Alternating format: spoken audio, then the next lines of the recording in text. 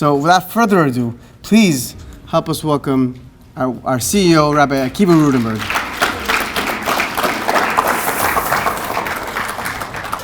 Okay, so I started off Friday night by giving a concept called Mochen de Gadlus, expanded consciousness.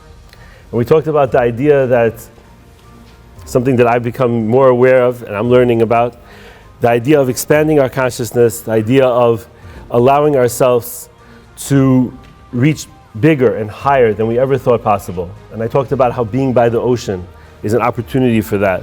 I talked about the idea of Shabbat being a time of expanded consciousness, Neshama Yisera. And I mentioned that within an expanded consciousness, it allows us to make space for other people. It allows us to become bigger people. And many of the struggles that people present to me at Emet in different settings revolve around, I would say, one main point. And this is the point that I hear again and again and again. Rabbi, this is not the person I want to be, but I'm not ready to be that person yet. I don't want to be an angry person, but I have so much stress. I want to be a patient person, but it's so hard. I don't want to be a person that comes home at 11:30 at night, but my business is just getting started. I have to get this going. And then next year when they speak to me like, and the second business is also just getting started, and the first business is now struggling, and now and there's always this feeling of this is not who I am. And it's something that I learned from my father about teshuvah, about the process of teshuvah.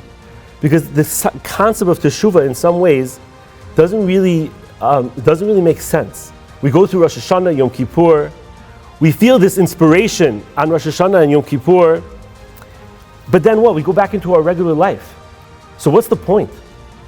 And something that I heard from my father over the years was the point of Rosh Hashanah and Yom Kippur is to picture yourself, your future self. Picture the person you want to be. Because if you picture that person, firstly, Hashem gives you an opportunity to sort of judge you with those intentions. But maybe equally important, when you picture yourself that way, you can now become that future self now. The Chinuch teaches us, Adam nifo kefi pu'ulosav. The actions we take make us who we are. When we act kindly, we become a kinder person. When we talk more calmly, we become a calmer person.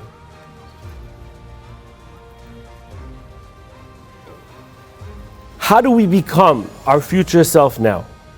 And I want to challenge everybody to do the following experiment. I'll bet nobody's too tired here. Everyone tired? You good? You good? Okay? Okay? I want you to do the following experiment with me, okay? In order to do this, you're going to need to close your eyes, okay? But please don't fall asleep, okay? And I'm going to ask you to close your eyes. I'm going to close my eyes too, not making anyone uncomfortable. And I'm going to ask you to picture yourself in somewhere around 20 years from now. If you're a young newlywed couple, it could be 30 years from now. If you're already married 10, 15 years, it could be 15 years from now.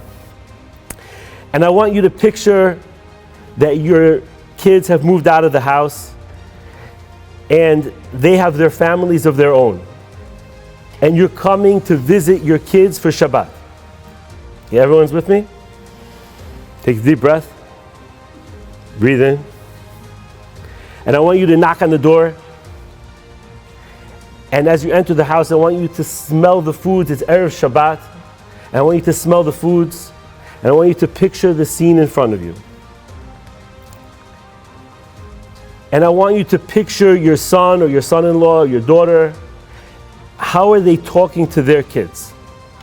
How busy are they? What's the feeling in the home? Are they calm? Are they talking nicely to each other? Are they so busy with their jobs and their work that they're not paying proper attention to each other? And picture that scene. And I ask you, and you can picture other similar scenes. And I ask you, what do you want to see in your child that would make you the most proud? Is it the size of their kitchen? Is it the size of their house? Is it the BMW, the Mercedes, the whoever car in their driveway? Or is it the way they're talking to their spouse, the way they're talking to their kids? What would make you the most proud? If you saw them glued to their phone? If you saw them glued to their phone? Or if they were connecting with their family?